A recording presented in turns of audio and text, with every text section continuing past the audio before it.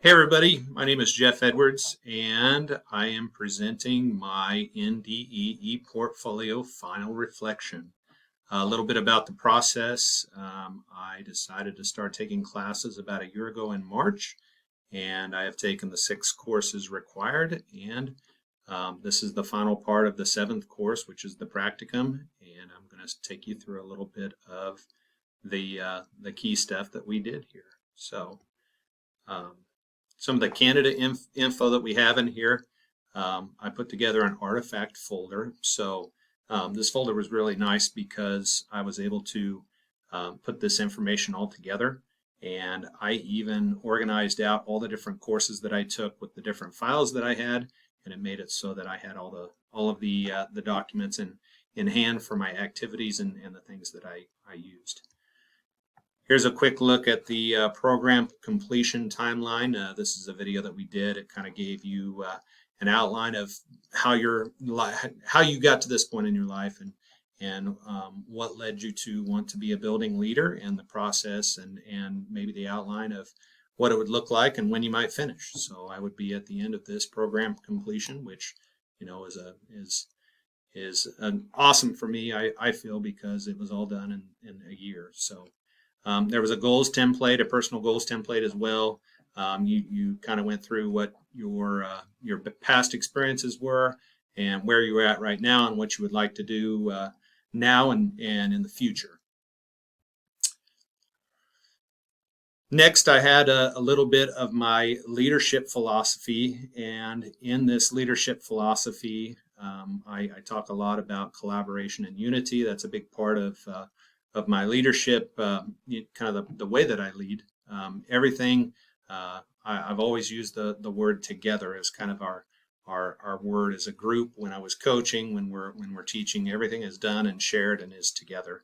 And I align myself as a transformational leader that promotes the well-being of all students and staff members. Next, I've got my program plan of study.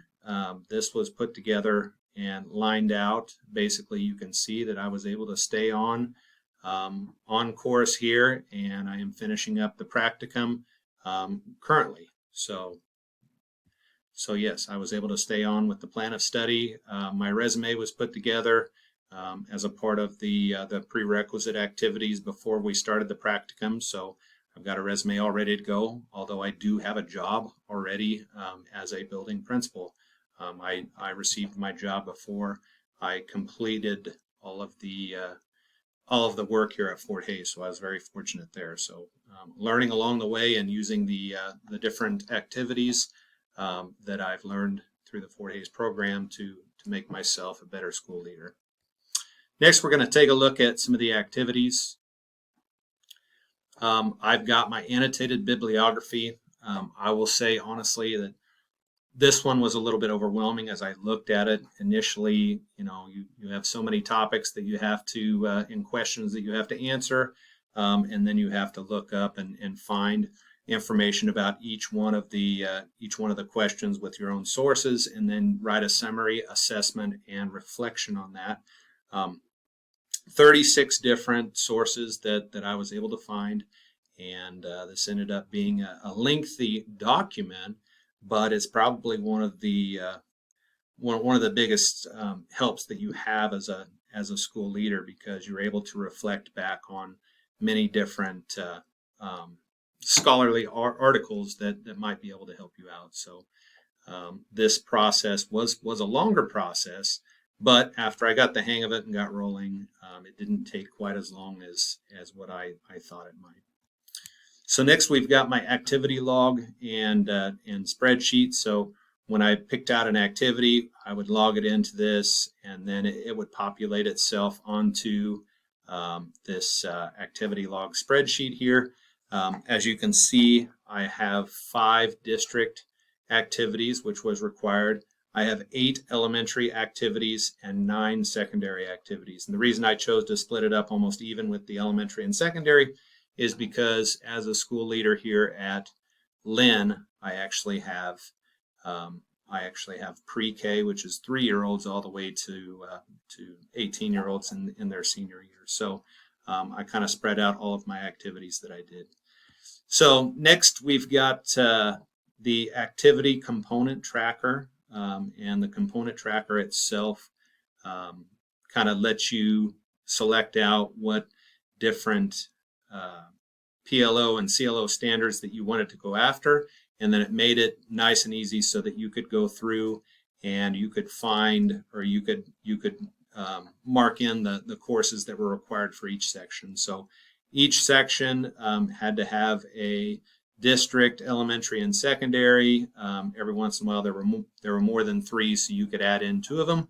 But it was a nice way to kind of keep you in line and get you organized with the different 22 activities that were assigned to you in the activity portion of this. So next I'm going to get into some of our different, like the district level activity, the slideshows that we did.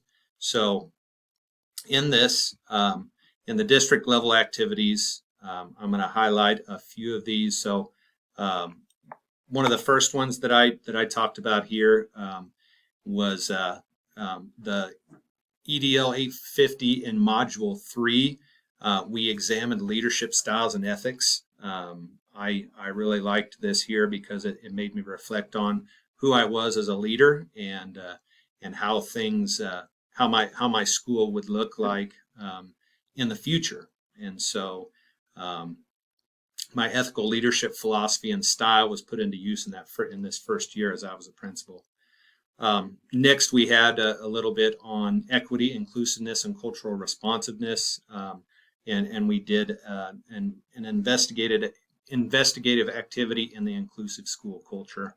The school leader's role was examined in this, and how in regards to fostering an inclusive school culture. So really cool activity, and ensuring that all students' needs are met.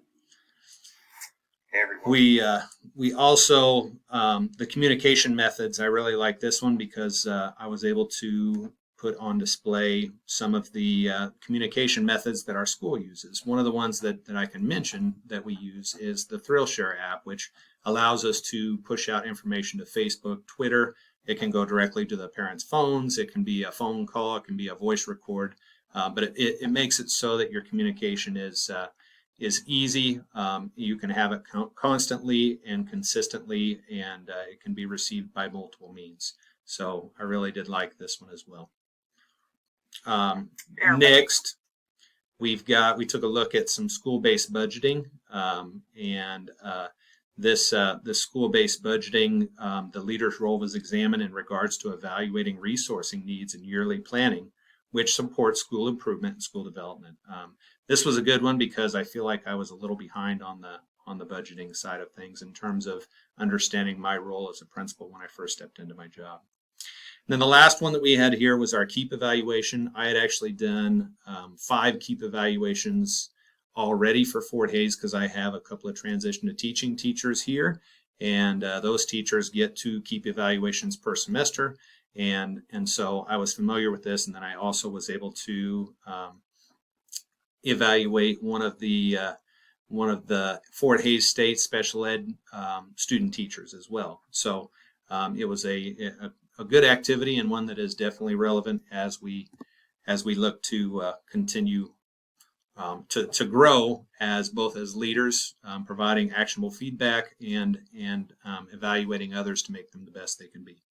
Next, we're going to take a look at the elementary activity level or elementary activity artifact slideshow. I'll just try to go through and select a couple of my, I did like this one. In this one, you took a look and used Canva to make a poster in which we were talking about how to effectively make decisions. And this gave a step-by-step guide. And then we also talked about, decision making as a leader and making sure that those decisions are made in an ethical manner. One of my favorite activities that we had here. Next, I talked about the learning and instruction portion right here. This activity here is data breakdown and instruction. If I were to click on this, it'll go through some of our school's data, and then also put together a parental guide as to what MTSS stood for in USD 223 and how that how the students work with that and how we work with the families to ensure that the students are getting exactly what they need. We've got some other activities here. The FERPA update, that was a good one that I can use with my school at any time, presenting this to the staff to ensure that we are FERPA compliant. And then the last activity that I had was PLO 7 was building professional capacity, and the title of this one was developing a collaborative professional culture. A collaborative school culture fits right into my philosophy in that we share responsibilities and we work together to ensure that our students are getting the best that they can possibly get. Finally, I've got my secondary. There's a bunch of different activities in this as well. I will highlight just a couple of them here. So, it just started playing here. This one with digital citizenship was one that I've already used with my staff, and this ensures that our staff is trained on what it means to both expect and teach students to be digital citizens, and this was a very applicable activity that we did as well. So as we look through some of this stuff, we've got all different kinds of activities. This was actually one that I did with my staff. About differentiated instruction and student choice. I really did enjoy doing that and working with them in one of my first professional learning activities that I was able to do myself. So, yes. And this was actually one of my favorite activities, understanding my community. I like this because I got a chance to learn about my community and actually get out and ask some questions, learn about, the different stakeholders in the community and about the diversity that exists in our community and different ways that we can come together to make our school the best it can be. All right, finishing up here, I've got my administrative verification document. You'll see that all this stuff was signed off, and I only had one person to observe because we're a very small district, so my superintendent, Lee Schmidt, signed off on that. I've got my e-portfolio reflection that I completed. Oops, it just popped out of there. And I took a look at this. Some of the things that I talked about was, the nervousness I had at the beginning. I didn't know what to expect. I didn't know how much I would be able to do this. And then when I got down to it in the practicum itself, I was able to figure it out after a couple of meetings with Dr. Moody, and I was able to finish this up in a timely manner. So. This was a great reflective practice that we did at the end of this to show the growth that we had as we were working through this.